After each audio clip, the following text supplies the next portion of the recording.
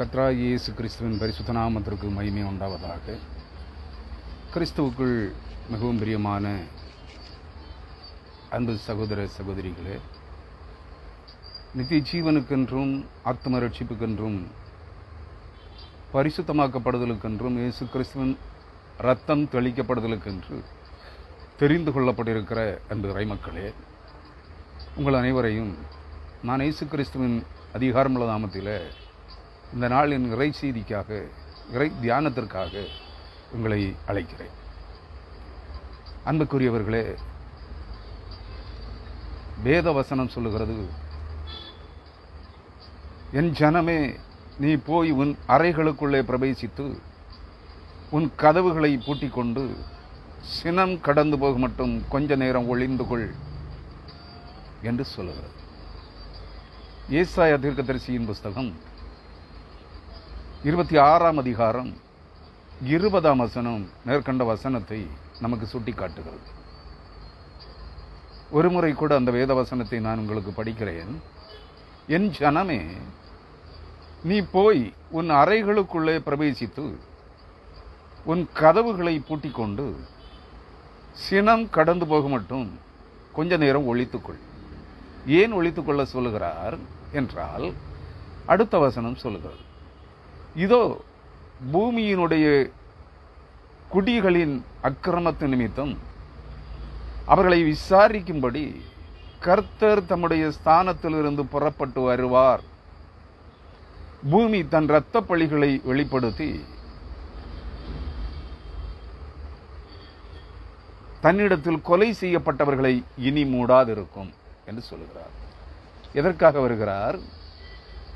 வானத்தையும் பூமியையும் சமுத்திரத்தையும் அவைகளில் உள்ள யாவற்றையும் படைத்து பரிபாலித்து ஆண்டு வழிநடத்தி வந்த தேவன், அவைகள் அனைத்திற்கும் இலக்கத்திட்டமாய் எண்ணிக்கையிட்டு அவைகளை தொகையிட்டு எண்ணிக்கை எடுத்து அவைகளை பெயர் சொல்லி அழைக்கிற தேவனானவர் பூமிக்கு சொல்லுகிறார், பூமியின் ஜனங்களுக்கு சொல்லுகிறார். காரணம் என்ன? ஏன் வருகிறார்?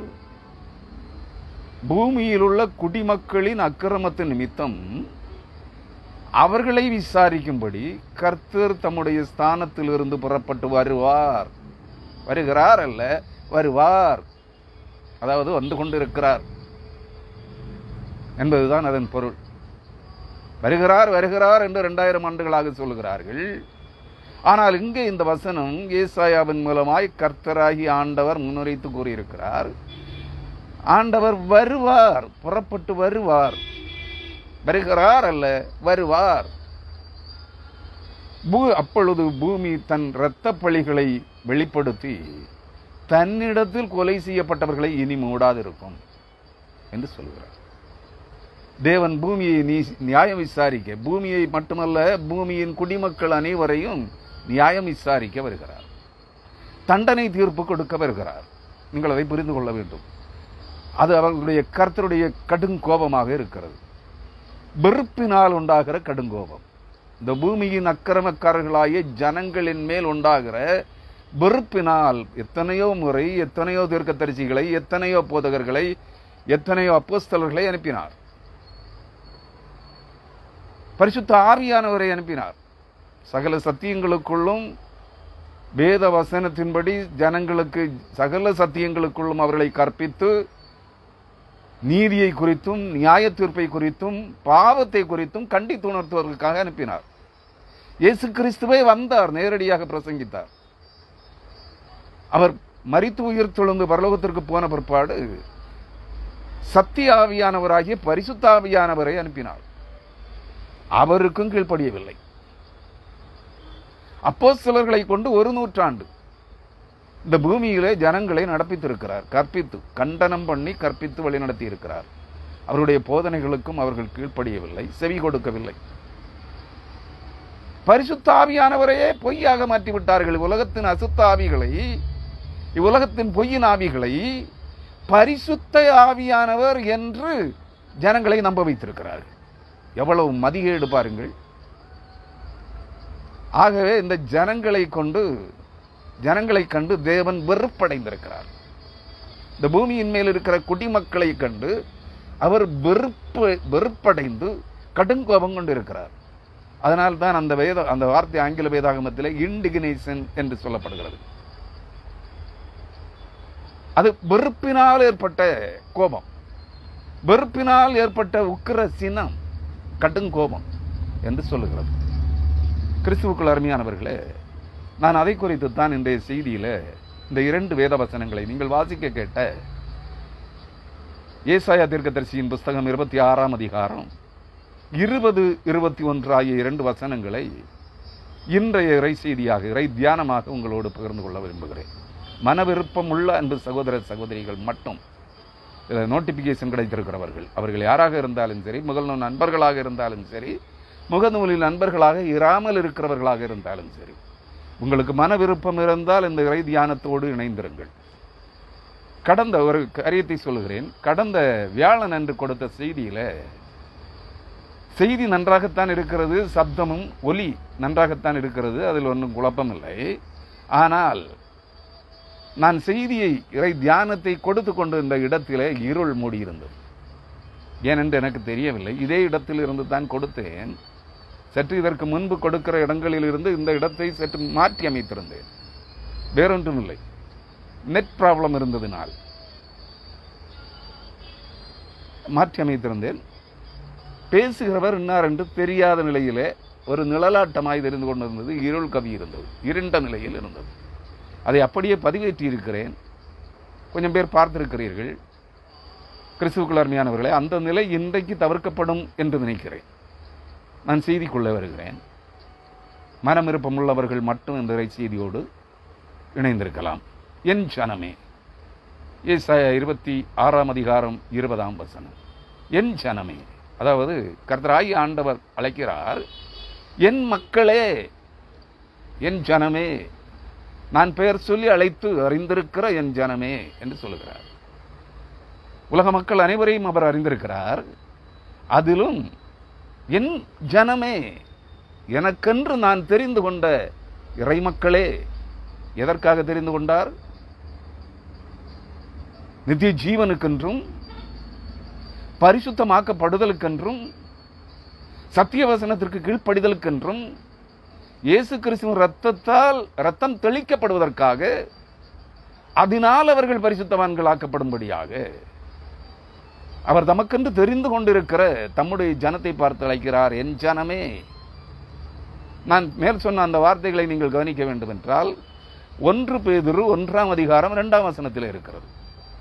பிதாவாகிய தேவனுடைய முன் அறிவின்படியே ஆவியானவருடைய பரிசுத்தமாக்குதலுக்கும், சத்திய வசனத்திற்கு கீழ்ப்படிதலுக்கும்,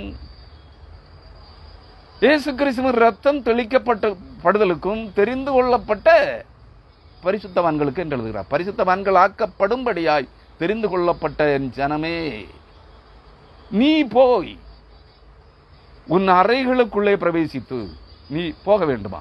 எங்கே? நீ வாழ்ந்து கொண்டிருக்கிற இந்த பூமியின் குடிமக்களின் நடுவில் இருந்து நீ புறப்பட்டு எங்கே போக வேண்டும்? உன் அறைகளுக்குள்ளே பிரவேசித்து. உங்கள் வீடுகளில், நீங்கள் தங்கியிருக்கிற வீடுகளில், குடியிருக்கிற இடங்களில் அறைகள் இருக்கிறது இல்லையா? பாதுகாப்பான அறைகள். அந்த பாதுகாப்பான அறைகள் என்று அவர் சொல்லுகிறார் என்று எண்ணிக்கொள்ளாதீர்கள், அதையும் எடுத்துக்கொள்ளுங்கள்.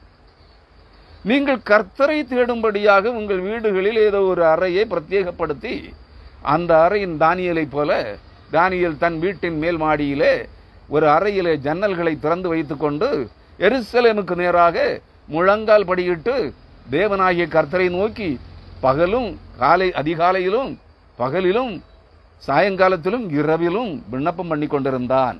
அதுபோல நீங்கள் ஜெபம் பண்ணுகிற கோவில்கள் அல்ல, சபைகளில் அல்ல, ஆராதனை கூடங்களில் அல்ல, எல்லாம் சாத்தானுடைய குடியிருப்புகளாய் மாறி இருக்கிறது. ஆகவே நீங்கள் அதை புரிந்து கொள்ள வேண்டும் என்றால் எரேமியா தீர்க்கதரிசியின் புத்தகம் 5ஆம் அதிகாரம் 10ஆம் வசனத்தை படித்து பாருங்கள். இவைகள் என்னுடையவைகள் அல்ல என்று சொல்கிறார். ஒரு திருச்சபை அல்ல, இந்த உலகத்தில் இருக்கிற 5700க்கு அதிகமான சபை பிரிவுகளை பார்த்தும் சொல்லுகிறார். உலகத்தில் இருக்கிற உலக சபைகள் ஒன்றும் அவருடையதல்ல.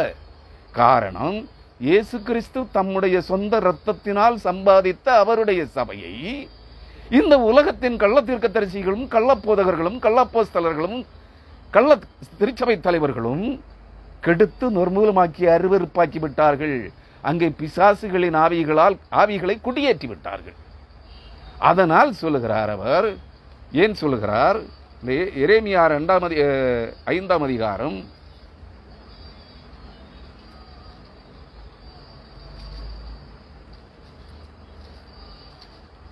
10ஆம் வசனம் சொல்லுகிறார், அதன் மதில்கள் மேலேறி அழித்து போடுங்கள், ஆனாலும் சர்வசங்காரம் செய்யாதிருங்கள். அதன் கொத்தளங்களை இடித்து போடுங்கள், அவைகள் கர்த்தருடையவைகள் அல்ல. அதன் என்று சொல்லுகிறார். ஆங்கில வேதாகம் ஹர் என்று சொல்லுகிறது. ஒரு பெண்ணை குறிப்பிடுகிறது, அதாவது சபையை குறிப்பிடுகிறது. உலகத்திலே இயேசு கிறிஸ்து தம்முடைய இரத்தத்தினால் சம்பாதித்த தமது சபையை, மணவாட்டி சபையை சொல்லுகிறது. இங்க எல்லாரும் பேர் வச்சிருக்காங்க. எங்கள் சபை மணவாட்டி சபை, பிலதெல்பியா சபை, அப்போஸ்தல சபை, அந்த சபை இந்த சபை என்று பெயர் வைத்திருக்கிறார்கள். இதெல்லாம் தேவனுடைய கிறிஸ்துவின் இரத்தத்தால் சம்பாதித்த சபைகள் அல்ல. உலகத்தின் அந்நிய ஆவிகளை குடிபுகிர்ந்திருக்கிற சீரழிக்கப்பட்டு சீர்கட்டு போன சபைகள். இந்த சபைகளுக்குள்ளே நீங்கள் ஜெபிப்பதற்காக ஓடாதிருங்கள். உங்களுக்காக ஜெபிக்கிற காணிக்கை கைக்கூலிக்காக ஜெபிக்கிறவர்களிடத்திலே ஓடாதிருங்கள். ஆனால் என்ன சொல்கிறார்? உன் அறைகளுக்குள்ளே பிரவேசி, உன் வீட்டிலே நீ குடியிருக்கிற இடத்திலே உன் ஜெப அறைக்குள்ளே பிரவேசித்து அதன் கதவுகளை பூட்டிக்கொள் என்று சொல்லுகிறார். இதற்கு இன்னொரு விளக்கத்தை, ஆவிக்குரிய விளக்கத்தை சொல்லுகிறேன். உன் அறைகளுக்குள்ளே பிரவேசித்து உன் பாதுகாப்பு அரணாகிய இயேசு கிறிஸ்துவின் செட்டைகளின் நிழலிலே, இயேசு கிறிஸ்துவின் செட்டைகளின் மறைவிலே அடைக்கலம் புகுந்துகொள். சிலுவையின் நிழலிலே அடைக்கலம் புகுந்துகொள். அதுதான் உன்னுடைய பாதுகாப்பின் ஸ்தலம். நன்றாக புரிந்து கொள். இயேசு கிறிஸ்துவின் ரத்தம் தெளிக்கப்படுவதற்காக நீ இயேசு கிறிஸ்துவின் சிலுவையின் நிழலிலே அடைக்கலம் தேடிக்கொள். அதான் அரணான பட்டணம். கிருபையின் உடன்படிக்கை பட்டி, கிருபையின் பெட்டகம், பழைய ஏற்பாட்டின் உடன்படிக்கை சாசனம் இருக்கிற பெட்டகம் அல்ல, கிருபையின் உடன்படிக்கையின் பெட்டி, கிருபையின் பெட்டகம்.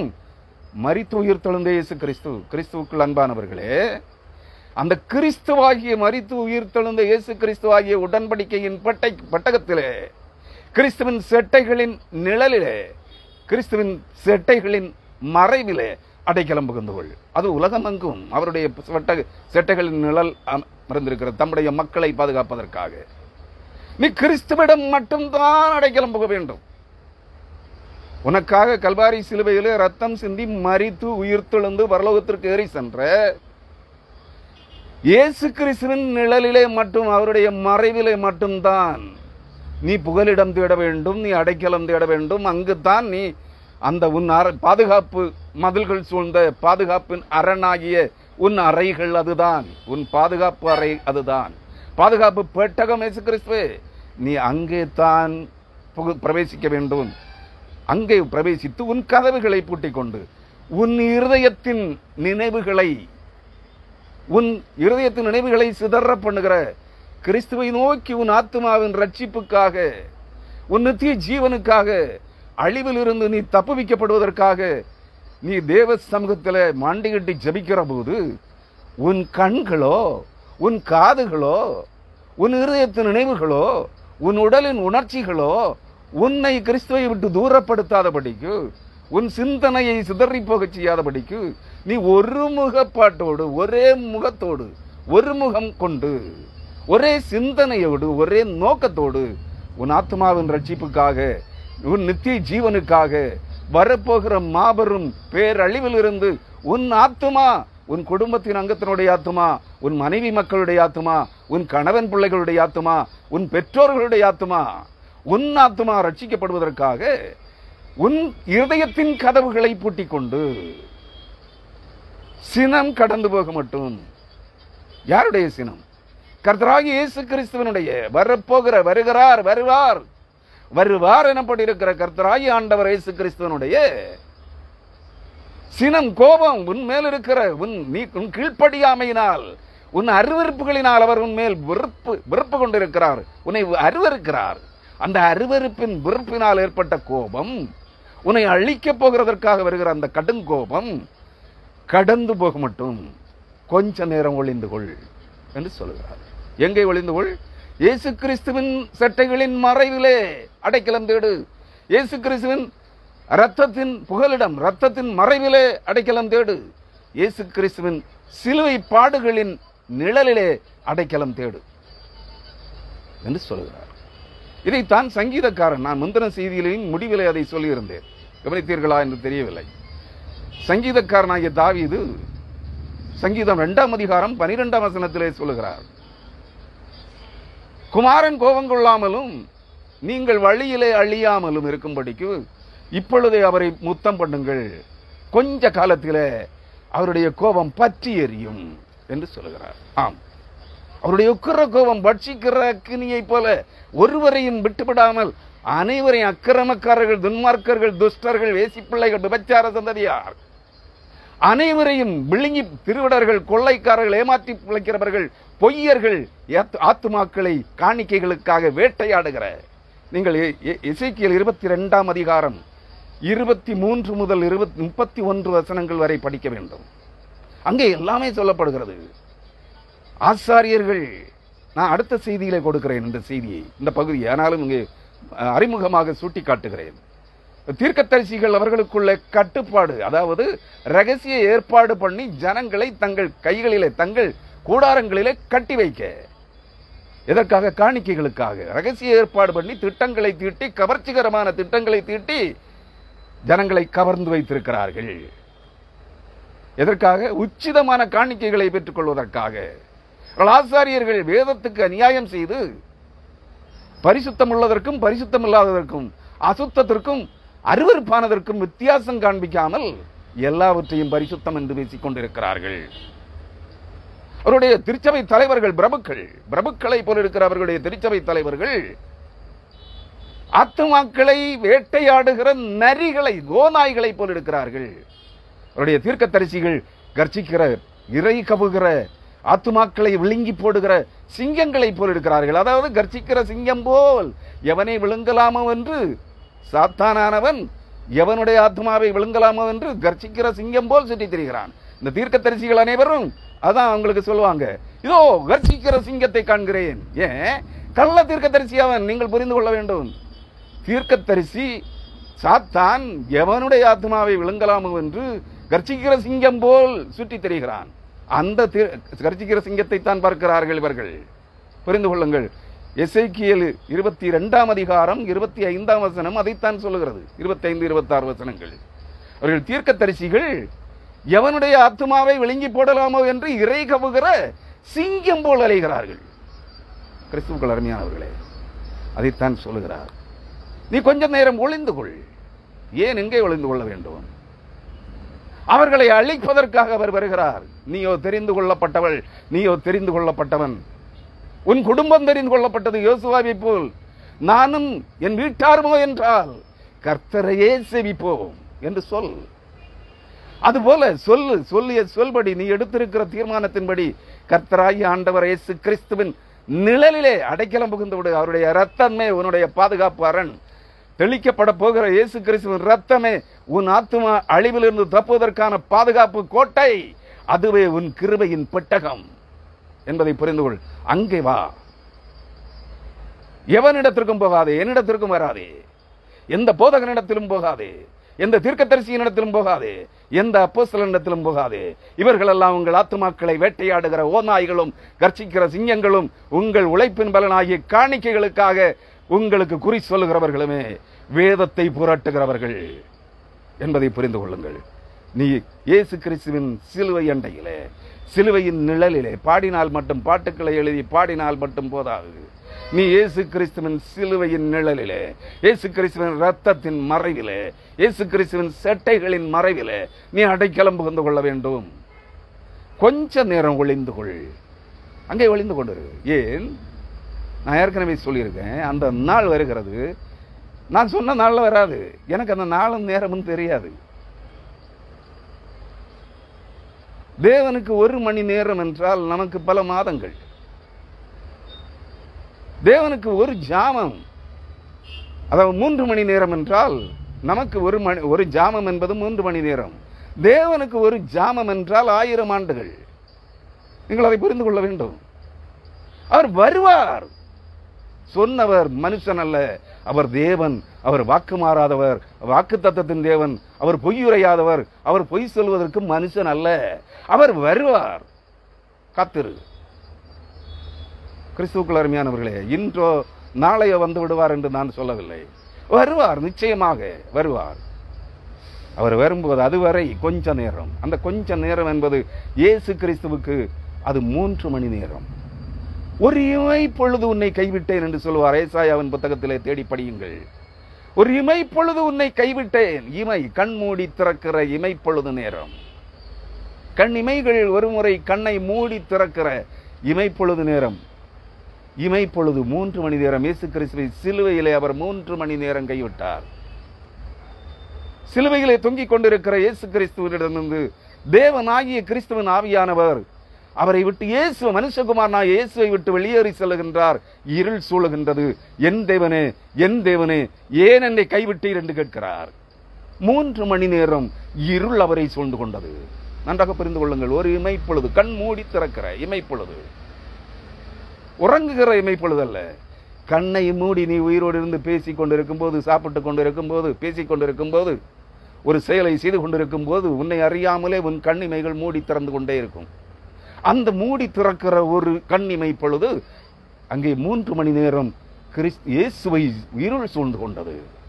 அதுபோல ஒரு இமை பொழுது, ஒரு நாள் 24 மணி நேரம், அந்த பேரழிவின் நேரம், வேளை. ஏற்கனவே சொல்லியிருக்கிறேன், கடந்த 2 வருடங்களுக்கு முன்பாகவே சொல்கிறேன். ஒரு நாளிலே 24 மணி நேரத்தில் 40 நிமிடங்களுக்கு ஒரு முறை, 40 நொடிகள் வீதம் 40 முறை இந்த ஒட்டுமொத்த பூமியும் குலுக்கப்படும். அதான் கொஞ்ச நேரம் ஒளிந்து கொள் என்று சொல்லுகிறார். கிறிஸ்துவுக்குள் அருமையானவர்களே, இந்த உலக நாடுகள் அனைத்திலும் மண் சரிவுகளும் நிலச்சரிவுகளும் பெருவெள்ளமும் ஏற்பட்டு, கொள்ளை நோய்களும் யுத்தங்களும் சண்டைகளும் நடந்து, கடல் புயல்களும் சுனாமிகளும் ஏற்பட்டு, அனைத்து உலக நாடுகளிலும் பேரழிவுகள் ஆரம்பமாகி இருக்கிறது. எங்கும் ஒரு இடத்தில் அல்ல, அனைத்து இடங்களிலும். ஆனால் ஒட்டுமொத்தமாக இந்த பூமி குலுங்குகிற போது ஒரு நாள் 24 மணி நேரம் 40 முறை, 40 நிமிடங்களுக்கு ஒரு முறை, 40 நொடிகள் வீதம் 40 முறை குலுங்கும். எப்படி இருக்கும்? பூமி ஒரு குடிசையை போல, ஒரு கட்டிடத்தை போல பெயர்த்து, தலைகுப்பர பெயர்த்து படுவது, விழுந்து போவது போல் பூமி ஒட்டுமொத்தமாக குலுக்கப்படும் போது நீ என்ன சம்பவிக்கும்? உன் ஆத்மாவை தப்பித்துக் கொள்ள வேண்டும் என்றால் நீ இயேசு கிறிஸ்துவின் மறைவிலே, இயேசு கிறிஸ்துவின் சிலுவையின் நிழலிலே, இயேசு கிறிஸ்துவின் இரத்த கோட்டைக்குள்ளே அடைக்கலம் புகுந்து கொள். நான் இரத்த கோட்டைக்குள்ளே வந்து விட்டேன் என்று பர்க்மான்ஸ்க்கு பாட்டை மட்டும் பாடினா போதாது. சபையை, தென்னிந்திய திருச்சபையை, அதாவது தென்னிந்தியாவிலே தமிழக திருச்சபையை மட்டுமல்ல, அனைத்து திருச்சபைகளையும் குத்தாட்டம் போட்டு கெடுத்ததிலே முதல் நபர் யார் தெரியுமா? பர்க்மான்ஸ். காணிக்கைகளுக்காக பிரசங்கிக்க மாட்டாரு, வேத வசனங்களை பாட்டுக்களாக எழுதுவார். நான் வரவேற்கிறேன். ஆனால் நடிகைகளை வைத்து, நடனக்காரர்களை வைத்து கூலிக்கு குத்தாட்டம் நடத்துவார். 50 பேர், 100 பேர், 200 பேரை மேடையிலே விட்டு. அதனால் தானே இந்த உலக திருச்சபை முழுவதும் கேடுகட்டு சீரழிந்து போயிற்று. கிறிஸ்துவுக்குள் அருமையானவர்களே, வசனத்தை பாட்டுக்களாக எழுதி பாடினால் மட்டும் போதாது. நீ வசனத்தில் இருக்கிற வார்த்தைகளின்படி நடக்க வேண்டும், சபையை நடத்த வேண்டும். நீ கிறிஸ்துவின் இரத்தத்தினால் சம்பாதிக்கப்பட்ட சபைக்கு பரிசுத்த ஆவியானவர் உன்னை கண்காணியாக ஏற்படுத்தி இருக்கிறார் என்பது உண்மையானால், நீ காணிக்கை வசூலிப்பதற்காக, காணிக்கைகளினால் கொழுத்து பணக்காரனாவதற்காக சபைக்கு வந்திருக்கிறாயா? ஊழியக்காரனானாயா? எதற்கு? கிறிஸ்துவின் இரத்தத்தால் சம்பாதிக்கப்பட்ட சபையை, கிறிஸ்துவின் சபையை நீ கண்காணிக்கும்படி பரிசுத்த ஆவியானவர் உன்னை கண்காணியாக ஏற்படுத்தி இருந்தார். as a overseer or supervisor. கிறிஸ்துவின் சபையை கண்காணிக்கிறவனாக கர்த்தர் உன்னை ஏற்படுத்தி இருந்தால் நீ சபையை குத்தாட்டம் போட்டு காணிக்கைகள் கைக்கூலிக்காக கெடுத்திருக்க மாட்டாய். இந்த அனைத்து திருச்சபைகளும் சீர்கட்டழிகிறது என்றால் அதற்கு ஒரு காரணம் இந்த பர்க்மான்ஸ். நன்றாக புரிந்து கொள்ள வேண்டும். பேரை சொல்லுகிறேன். இவர்களுடைய சாப்பாட்டில் நான் வாழவில்லை, நான் யாருடைய காணிக்கைகளிலும் வாழவில்லை. நீங்கள் அதை புரிந்து கொள்ள வேண்டும். கிறிஸ்துவுக்குள் அருமையானவர்களே, இப்படிப்பட்ட கள்ள போதகர்களையோ, கள்ள பாடலாசிரியர்களையோ, கள்ள ஆராதனை கூட்டத்து தலைவர்களையோ பின்பற்றாதீர்கள். நான் கடந்த நாளிலே சாத்தான் யார்? ஆராதனை கூட்டத்து தலைவனாயிருந்த அதிகாலையின் மகனாகிய விடிவெள்ளி. எப்படி வேதத்தை புரட்டுகிறார்கள்? வேத வசனங்களை எப்படி புரட்டுகிறார்கள்? சாத்தானும் ஒளியின் தூதனுடைய வேஷத்தை தரித்துக் கொள்வானே. ஒளியின் தூதன் இயேசு கிறிஸ்துவுக்கு முன்னோடி, இயேசு கிறிஸ்துவுக்கு வழிகாட்டும்படியாக வந்த யோவான் ஸ்நாபகன். இயேசு கிறிஸ்து உனக்கும் எனக்கும் மகா பிரதான ஆசாரியராக சிலுவையிலே ஒப்படைக்கப்படுவதற்கு முன்பு வரை இருந்த மெல்கிசேதேக்கு உன்னதமான தேவனுடைய ஆசாரியனாயிருந்தவன் ஒளியின் தூதன். சாத்தான் அல்ல. சாத்தான் அதிகாலையின் மகனாகிய விடிவெள்ளி, ஆராதனை கூட்டத்து தலைவன். அவனுக்குத்தான் மேள வாத்தியங்களும் ஊதுகுழல்களும் எல்லாம் கொடுக்கப்பட்டிருந்தது. அவனைத்தான், அவன் மேல்தான் தங்கம், வெள்ளி, பொன், வைரம், வைடூரியம், முத்துக்கள், மணிகள், ரத்தினங்கள் அனைத்தும் அவனைத்தான் மூடியிருந்தது. இன்றைய ஆராதனை கூட்டத்து தலைவர்கள் அனைவரும் அவனை பின்பற்றிய பண ஆசையினாலும் பொருளாசையினாலும் உச்சிதமான காணிக்கைகள், தங்கம், வைரம், வெள்ளி, மாணிக்க கற்கள், நவரத்தினங்கள், பணம், இவைகளினால் தங்களை மூடிக்கொண்டிருக்கிறார்கள். ஆராதனை கூட்டத்து தலைவர்கள், இந்த போக்கிரிகளை பின்பற்றாதிருங்கள். அங்கே போய் நுழைந்தாதிருங்கள், அழிக்கப்படுவீர்கள். ஏனெனில் முதலாவது அவருடைய கூடாரங்களும் அவருடைய சபைகளும் தான் அழிக்கப்படுகிறது. எரேமியா 5ஆம் அதிகாரம் 10ஆம் வசனம். அவைகள் ஒன்றும் கர்த்தருடையவைகள் அல்ல. அடுத்த வசனத்தில் சொல்ல, ஆனாலும் சர்வசங்காரம் செய்யாதிருங்கள். ஏன் சொல்லுகிறார்? அங்கும் அவ்விடங்களிலும் எனக்கு சில ஆத்துமாக்கள் இருக்கிறது, அவர்களை சேர்த்து கொண்டு போடாதிருங்கள் என்று சொல்லுகிறார். புரியுதுங்களா? கிறிஸ்துவுக்குள் அருமையானவர்களே, மனம் திரும்புங்கள். கொஞ்ச நேரம் இயேசு கிறிஸ்துவின் ரத்த கோட்டைக்குள்ளே மறைந்து கொள்ளுங்கள். தண்ணீர் கோட்டைக்குள்ளே இல்லை. முழுக்கு ஸ்நானம் எடுக்கிற குளங்களிலோ, குட்டைகளிலோ, தொட்டிகளிலோ, ஆறுகளிலோ அல்ல. இயேசு கிறிஸ்துவின் ரத்தம் தெளிக்கப்படுவதற்காக கிறிஸ்துவின் அரணான கோட்டையாகிய கிறிஸ்துவின் ரத்த கோட்டைக்குள்ளே, கிறிஸ்துவின் சிலுவையின் நிழலிலே, கிறிஸ்துவின் செட்டைகளின் மறைவிலே அடைக்கலம் புகுந்து கொள்ளுங்கள். கண்மலை, இயேசு கிறிஸ்துவாகிய நித்திய கண்மலையின் இருதயம் குத்தி பிளக்கப்பட்டதே இல்லா, அந்த பிளக்கப்பட்ட கண்மலையின் நிழலிலே மறைவிடத்திலே மறைந்து கொள்ளுங்கள் என்று சொல்லுகிறார். 21ஆம் வசனம்.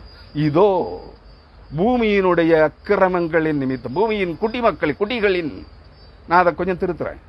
அங்கே குடிகள் என்றால் குடிமக்கள். பூமி ரத்தம் கொலை செய்யவில்லை யாரையும், நீங்கள் அதை புரிந்து கொள்ள வேண்டும். பூமியினுடைய குடிமக்களின் அக்கிரமத்தின் நிமித்தம் அவர்களை விசாரிக்கும்படி கர்த்தர் தம்முடைய ஸ்தானத்தில் இருந்து புறப்பட்டு வருவார். சர்வ நிச்சயமாய் வருவார். அது பொய்யல்ல, அது சத்தியம். அது சத்தியமானவருடைய வாயிலிருந்து புறப்பட்டு ஏசாயா தீர்க்கதரிசியின் மூலமாய் அன்றிருந்த இஸ்ராயேல் ஜனங்களுக்கும் யூதர்களுக்கும் கூறி அறிவிக்கப்பட்டு அந்த புத்தக சொல்லிலே எழுதி வைக்கப்பட்ட வார்த்தை. தேவன் ஒரு காலம் போய் சொல்லுகிறவர் அல்ல. அவர் உண்மையுள்ள தேவன், அவர் சத்தியமுள்ள தேவன், அவர் ஜீவனுள்ள தேவன், சர்வ சிருஷ்டிக்கும் ஆதி காரணர், ஆவிகளின் பிதாவாய் இருக்கிறவர். அவருடைய வாயிலிருந்து புறப்பட்டு ஏசாயா தீர்க்கதரிசியின் மூலமாய் முன்னுரைக்கப்பட்டு உங்கள் வேதங்களிலே வேதாகமங்களிலே எழுதி வைக்கப்பட்டிருக்கிற அந்த சத்திய வார்த்தை ஒரு நாளும் போய் சொல்லாது. அவர் பூமியினுடைய குடிமக்களின் அக்கிரமங்களின் நிமித்தம் அவர்களை விசாரிக்கும்படி கர்த்தர் தம்முடைய ஸ்தானத்திலிருந்து புறப்பட்டு வருவார். இந்த குடிமக்களின் கூட்டத்திலே தானே நீங்களும் நானும் இருக்கிறோம். இல்ல நம்ம வெளி உலகத்திலிருந்து வந்திருக்கிறோமா? இல்லையே. நாமும் அந்த இந்த பூமியிலே குடியிருக்கிற குடிமக்களின் கூட்டத்தில் தான் இருக்கிறோம். நாமும் அக்கிரமக்காரர்கள் தான், அருவருப்பானவர்கள் தான், அசுத்தமானவர்கள் தான், தேவனுடைய வார்த்தைகளுக்கு கீழ்ப்படியாமல் வாழ்ந்த, மனம் போன போக்கிலே வாழ்ந்தவர்கள் தான், மன விருப்பம் போல் அலைந்தவர்கள் தான், உடலின் ஆசாபாச இச்சைகளை அடக்கிக் கொள்ள முடியாமல் மனம் போல் வாழ்ந்து உடலின் உடல் சுகத்தையும் உலக சுகங்களையும் ஆசாபாசங்களையும் அனுபவித்த பாவிகள் தான். அநேகர் பொருளை பொய்யாய் குற்றம் சுமத்தினவர்கள் தான், அநேகரை தூசித்தவர்கள் தான், பிறர் பொருளை அபகரித்தவர்கள் தான், திருடினவர்கள் தான், கொள்ளையடித்தவர்கள் தான். இல்லை என்று சொல்கிறீர்களா? கொலை பாதக கூட்டத்திற்கு துணை நின்றவர்கள் தான். ஒருவனை காரணமின்றி கொலை செய்வதற்கு அல்லது காரணத்தோடு கொலை செய்வதற்கு நீ கைக்கூலி வாங்கி கொண்டு அல்லது துர ஆலோசனை கொடுத்தவன் தான் இல்லை என்று சொல்லுகிறாயா? பரிசுத்தவான் வேடம் போட்டாமல் இருக்கும் போதுமா மேடையில் நிறைய பேர் சொல்லுவான், நான் 18 கொலை செய்துகிட்டு இப்ப வந்திருக்கேன். எங்க நீ கொலை குற்றத்திற்கா 18 கொலை மேடையில இருந்து சொல்றியே பகிரங்கமா? பொய் தானே. நீ ஒரு கொலை செய்தவனையே தேடிட்டு இருக்கு போலீஸ். நீ 18 கொலை செய்திருக்கிற, 24 கொலை செய்திருக்கிற, 7 கொலை செய்திருக்கிற, 9 கொலை செய்திருக்கிற. நீ பிரசங்க மேடையில நின்று, கன்வென்ஷன் கூட்டத்தில் மேடையில நின்று அல்லது சபையில மேடையில நின்று பொய் சாட்சி சொல்லுகிறாய். இது இந்த கேடுகட்ட துஷ்ட ஜனங்கள் நம்புகிறார்கள். நீ இன்று தேவனுடைய மனுஷன் என்று சொல்லுகிறாய். தேவன் என்னை ரட்சித்தார், உனக்கு தண்டனை தீர்ப்பார் இல்லையா? தேவன் ஒருவரையும் உன் பாவங்களை மன்னிப்பார், ஆனாலும் உன்னை மட்டாய் தண்டித்து, உன்னை தண்டியாமல் விடாமல் மட்டாய் தண்டித்து உன்னை நல்வழிப்படுத்து சீர்படுத்துகிற தேவன் உனக்கு தண்டனை தீர்ப்பை வரலையா? நீ எப்படி தேவனுடைய மனுஷனானாய்? உன்னிடத்தில் எப்படி பரிசுத்தாவியானவர் வந்து விட்டார்? நீ எப்படி பரிசுத்தவானாயிட்டாய்? பரிசுத்தவானே, காணிக்கை பறிக்கிற பரிசுத்தவானே, கேட்கிறேன் சொல்லு. இந்த உலகம் உன்னை விட்டு விடுமா? நீ பரிசுத்தவன் ஆகிவிட்ட என்றால் நீ உண்மையிலேயே 18 கொலை, 7 கொலை, 9 கொலை பண்ணிட்டு தேவனுடைய பரிசுத்தவானாக, தேவனுடைய ஊழியக்காரனாக, தேவனுடைய அப்போஸ்தலனாக, தேவனுடைய தீர்க்கதரிசியாக வந்து மேடையிலே நின்றால் நீ பகிரங்கமாய் கொடுக்கிற சாட்சியை விசாரித்து இந்த காவல்துறை உன்னை கைது செய்யாதா? போய் பச்சை போய் சொல்லுகிறாய். எவனாவது தான் செய்த கொலையை நான் தான் செய்தேன்னு சொல்லுவானா? நீ மனம் திரும்பி இருந்தால், தேவன் உன்னை ரட்சித்திருந்தால், நீ காவல் நிலையத்திலோ அல்லது கோர்ட்டிலோ சென்று நான் இத்தனை பேரை கொலை செய்திருக்கிறேன் என்று சாட்சி சொல்லி நீயே உன் குற்றத்தை ஒப்புக்கொண்டு ஜெயிலுக்கு போயிருக்கணும். கோர்ட்ல இருந்து தண்டனை தீர்ப்பை பெற்றிருக்கணும். நீ யாரியா? பச்சை பொய்யன். நீ உலகத்தின் சட்டத்திற்கும் கீழ்ப்படிய மாட்டாய், தேசத்தின் சட்டத்திற்கும் கீழ்ப்படிய மாட்டாய், தேசத்தின் நீதிமன்றத்திலும் உன்னை ஒப்படைக்க மாட்டாய், தேவனிடத்திலும் உன்னை ஒப்படைக்க மாட்டாய். ஆனால் தேவன் பெயரால் பொய் சாட்சி சொல்லுவாய். இப்படிப்பட்ட ஓநாய்களை பின்பற்றுகிறீர்களே கிறிஸ்துவுக்குள் அருமையானவர்களே. அதனால் தான் சொல்லுகிறேன், இப்படிப்பட்டவர்களிடத்தில் போகாதிருங்கள். இவர்களுடைய பொய்கள் அனைத்தும், இவருடைய அக்கிரமங்கள் அனைத்தும் ஒரு நாளிலே வெளிப்படுத்தப்படும். யார் வெளிப்படுத்துவார்? அவன் மனசாட்சியே அதை தேவனுக்கு முன்பாக வெளிப்படுத்தும். The extrasensory perceptive area என்று ஒரு மனவெளி ஒளித்திரை, உன் ஆழ்மனதின் ஒரு கண்ணாடி ஒளித்திரை. நீ பார்த்திருக்க முடியாது, ஆனா பார்க்கவும் முடியாது. இந்த அறிவுபூர்வமான விஞ்ஞான பெருக்கமும் அதை கண்டுபிடிக்க முடியாது. உன் இதயத்தின் ஆழத்திலே, அந்த ஆழ்மனம், அந்த ஆழ்மனதின் உள்ளத்திலே ஒரு கண்ணாடி ஒளித்திரை இருக்கிறது. அதான் ஆழ்மனதின் மனவெளி ஒளித்திரை. அதிலே உன் செயல்கள், உன் நடத்தைகள், உன் சிந்தனைகள், உன் பைசாட்சிகள், உன் திருட்டுக்கள், உன் கொள்ளைகள், உன் அச்சாரங்கள் அனைத்தும் பதிவாகி இருக்கும். இவைகள் ஒரு நாளிலே கர்த்தருக்கு முன்பாக உனக்கு எதிராக உன் மனசாட்சியை குற்றம் சுமத்தும் உன்னை. அதற்கு முன்பு இங்கே சொல்லுகிறார், பூமி தன் இரத்தப்பழிகளை வெளிப்படுத்தும். நீ எத்தனை பேரை கொலை செய்தாயோ அந்த இரத்தப்பழிகள் அத்தனையும் இவன் தான், இவன் இவன் இன்னான் இன்னான் இன்னான் இன்னாரை கொலை செய்தான். உன்னுடைய இரத்தப்பழிகளை இந்த பூமி, நீ வாழ்ந்து கொண்டிருக்கிற இந்த பூமி கர்த்தருக்கு முன்பாக வெளிப்படுத்தும். இவைகள் அனைத்தையும் கர்த்தர் கண்ணேறிட்டு பார்த்து கொண்டிருக்கிறார். நீ மறந்து விட்டாயோ பொய் சாட்சிக்காரனே? அந்த பொய் சாட்சிக்கு hallelujah amen praise the Lord சொல்லுகிற ஓநாய் கிறிஸ்தவர்களே, பக்தி வேட கிறிஸ்தவர்களே, பொய்யர்களே, பொய்யின் மக்களே, பேசி பிள்ளைகளே, விபச்சார சந்ததியே, மறந்து விட்டீர்களா? இவைகள் உன் மனசாட்சியிலே பதிவாகி கொண்டிருக்கிறது என்று, இதை பூமி தன்னிடத்திலே பதிவு செய்து கொண்டிருக்கிறது என்று, இவைகளை கர்த்தர் கண்ணோக்கி பார்த்துக் கொண்டிருக்கிறார் என்பதை மறந்து விட்டீர்களா? வாய் கூசாமல் பொய் சாட்சி சொல்கிறீர்கள்.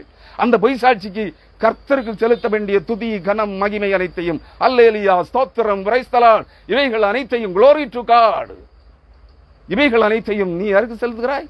இந்த பொய் சாட்சி சொல்லுகிற கள்ள பிரசங்கிக்கு சொல்லுகிறாய். பொய் சாட்சி வேதத்தை புரட்டுகிற கள்ள போதகனுக்கு சொல்லுகிறாய். காணிக்கை கைக்கூலிக்காக ஜபிக்கிற பிரசங்கிக்கிற இந்த ஓநாய்களுக்கு சொல்லுகிறாய். இவைகளை எல்லாம் கர்த்தர் கண்காணித்துக் கொண்டிருக்கிறார், மறந்து விடாதே.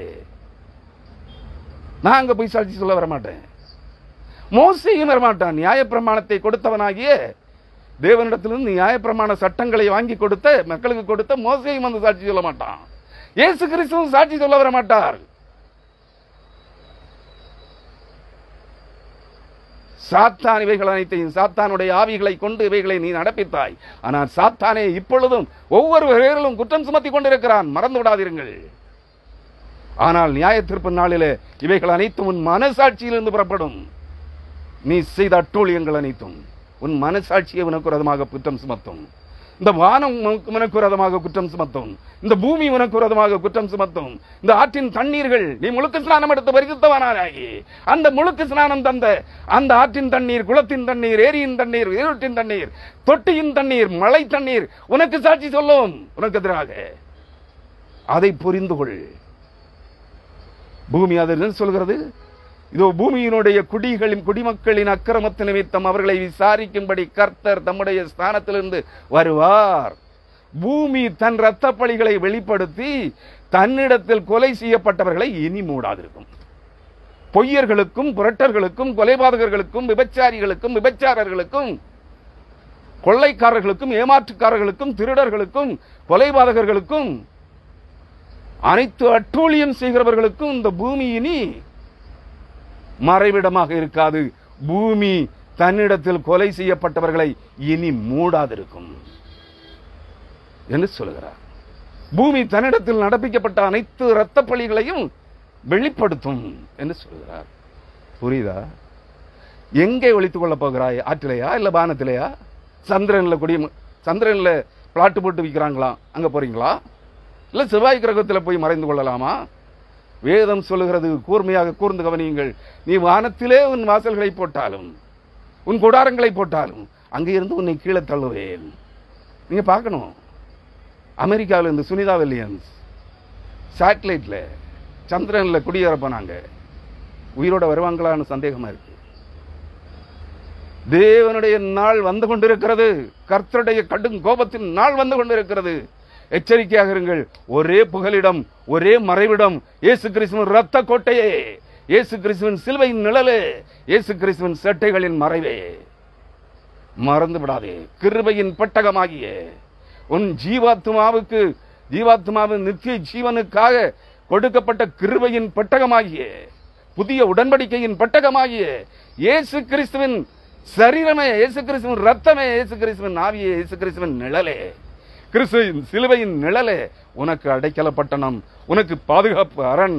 நீ பதுங்கிக் கொள்ள வேண்டிய, ஒளிந்து கொள்ள வேண்டிய ஓய்வறை. மறந்து விடாதே. இன்னொரு செய்தியோடு வருகிற திங்களன்று உங்களை சந்திக்கிறேன். அதுவரை இந்த ஏசாயா தீர்க்கதரிசியின் 26ஆம் அதிகாரம், ஏசாயா தீர்க்கதரிசியின் புத்தகம் 26ஆம் அதிகாரம் 20-21 வசனங்கள், இந்த தியான வார்த்தைகள் உங்கள் உள்ளங்களை, உங்கள் இதயங்களை முழுமையாக நிரப்பட்டும். இந்த 26ஆம் அதிகாரத்தை முழுமையாக படியுங்கள். புரியுதா? அதுக்குள்ள நான் சொல்லாத வேறு பல செய்திகளிலே கொடுத்திருக்கிற அநேக காரியங்கள் இந்த 26ஆம் அதிகாரத்துக்குள்ள இருக்கு. இயேசு கிறிஸ்துவின் இரத்தம் தெளிக்கப்படுவது எப்படி என்பது இதே ஏசாயா 26ஆம் அதிகாரம் 19ஆம் வசனத்தில் இருக்கு. மரித்த உம்முடையவர்கள் பிரேதமான என்னுடையவர்களோட கூட எழுந்திருப்பார்கள். மண்ணிலே தங்கியிருக்கிறவர்களே விழித்து கம்பீரியுங்கள். உம்முடைய பனி, அதாவது கர்த்தராகிய இயேசு கிறிஸ்துவினுடைய இரத்தம், உம்முடைய பனி பூண்டுகளின் மேல் பெய்யும் பனி போல் இருக்கும். இயேசு கிறிஸ்துவின் இரத்தம் சுத்த ஜலமாக உங்கள் மேல் தெளிக்கப்படுவது எப்படி? பூண்டுகளின் மேல் பெய்கிற பனி போல் உங்கள் மேல் தெளிக்கப்படும். பூண்டுகளின் உம்முடைய பனி பூண்டுகளின் மேல் பெய்யும் பனி போல் இருக்கும். மரித்தோரை பூமி புறப்பட பண்ணும். புரியுதா? செத்து அடக்கம் பண்ணப்பட்டு கல்லறைகளிலே உறங்கிக் கொண்டிருக்கிறவர்களுடைய ஜீவாத்மாக்கள் உயிர் பெற்றெழும்பும்.